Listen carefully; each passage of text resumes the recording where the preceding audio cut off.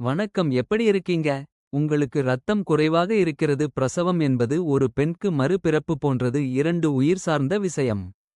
ஆரம்ப பரிசோதனையிலேயே உங்களுக்கு பிரசவ நேரத்தில் ரத்தம் தேவை இருக்குமா என்பது தெரிந்து கொள்ள வேண்டும்.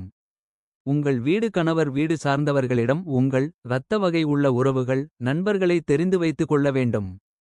நன்றாக சத்துள்ள உணவு முறை வைத்துக் கொள்ளவும்.